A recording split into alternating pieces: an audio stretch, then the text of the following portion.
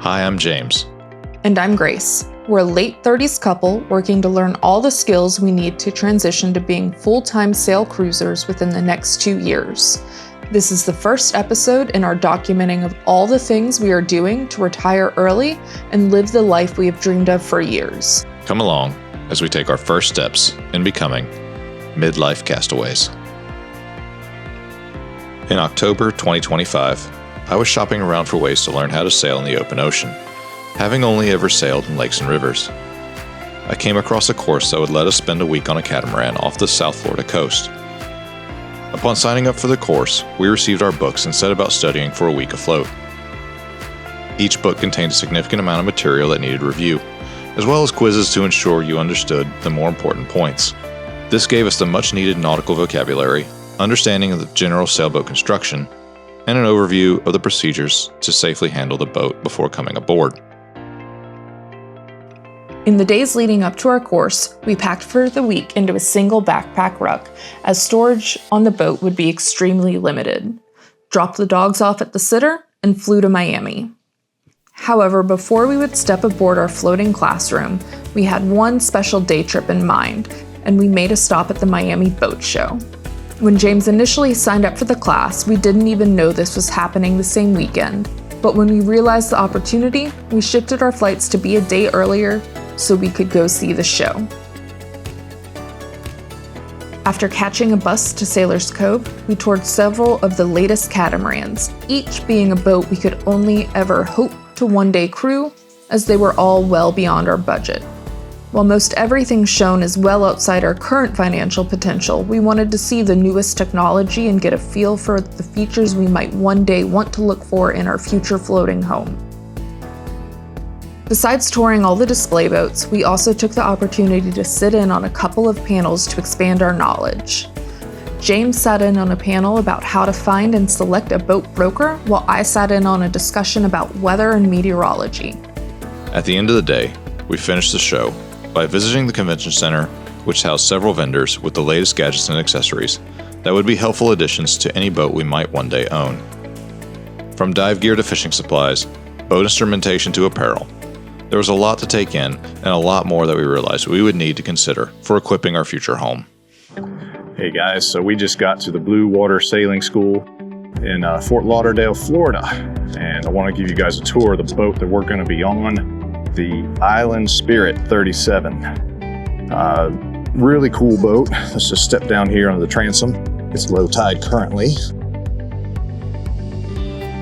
And we'll be walking our way into the cockpit. Helm's here at the front. We'll do the interior here in a second. So the bimini over top, it does block the ability to see through right now, but obviously you unzip that and whoever is skippering is able to look through, no problem. Pretty large boat. We got our trampolines up front here.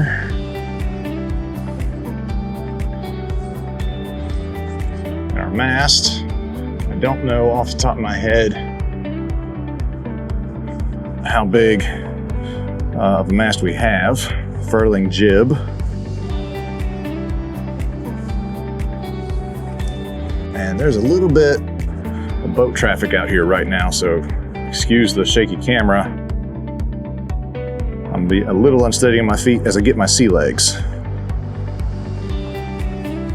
I'm gonna come around back into the cockpit, pass through this door into the galley. There's our special lady. Decent sized galley, 2-burner stove, sink. We have an oven there. Refrigerator, I don't know if it has freezer capacity or capability. We'll find out. There's our switchboard for all the electronics. Real quickly, we'll show you the cabin we're staying in. That door just ahead of us is our head. I'll go in there in just a minute. So this is where me and Grace will be staying for the next few days. A little bit of storage space over there. You might be able to hear the air conditioner in the background. It's pretty strong. Need to cram all our stuff into this single closet. And even then, we still have quite a bit in bags on the floor. Yep, that was where the air conditioner was. There's another cabin up there. One of our other students will be staying in. Real quick, here's our head. We got a sink. Manual commode. And this room locks off to be its own shower. I believe the other side is mostly identical.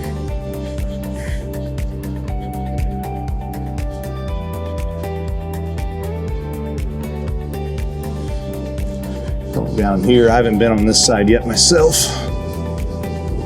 The forward cabin has been unclaimed. Looks like it has storage behind it. A pair of closets to the starboard side. And there's the rear cabin. Much the same as ours, has one closet just behind the door leading in. And its head is again a manual commode, a shower, sink. So, pretty spacious layout. Obviously a slightly older boat. But yeah, this is where we'll be living for the next 6 days as we learn how to be our own skippers. So stay tuned. Once underway, and under the watchful eye of our instructor, Captain Joel, we would motor out of Fort Lauderdale to the Atlantic. As we motored, we each got the chance to take the helm and see how the boat handled under power. We also each practiced radioing the bridges to let them know we needed them to raise to pass under. Once in the Atlantic and out of the protection of the intracoastal waterway, however, things were much more unsteady. Winds were 15 knots out of the south, the direction we needed to go, and this made for 8 to 10 foot seas, which we had to beat upwind. When raising the mainsail, James got a lesson in ensuring the winch handle is properly locked. While grinding away, the handle came loose and popped him hard in the back of the skull, leaving him with quite the goose egg and headache. Add to this trying to focus on the small camera screens as he shot video of our trip, and this probably set him up for the queasiness that he wouldn't shake till much later in the day. Needing to still go 20 plus miles before the end of the night, we started the motors and continued on a much more direct route, rolling over the waves until finally anchoring that night near the Miami harbor. It had been such a long day, but we were undeterred, knowing that if this had been any other scenario, we would have probably waited for a better wind window before ever leaving port. The next day would give us much better sailing weather, with winds 10 to 15 knots off our beam and waves smaller than 5 feet. Motoring out of Miami harbor and into the Biscayne Bay, we'd continue south, looking forward to practicing how to jibe and heave to, as well as perfect our man overboard drill. But before we could do any of that, we'd of course have to get the sails up. Still feeling the lump on his head, James would again set about grinding the winch while I watched for any snags.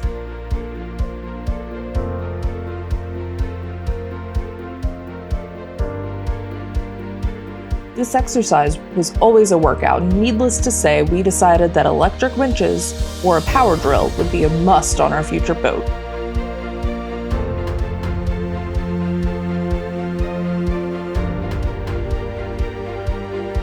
With sails up, we'd continue practicing our techniques from maintaining a steady course to finding the perfect sail trim.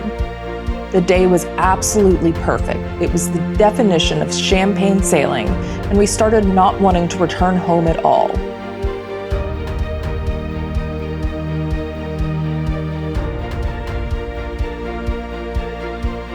That evening, we'd tie up to the dock on Boca Chica Island for some time ashore.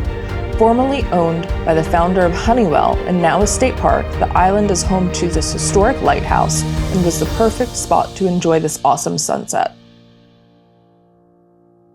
The next 2 days were much more the same awesome conditions. sunny skies, winds off the beam, and easy cruising.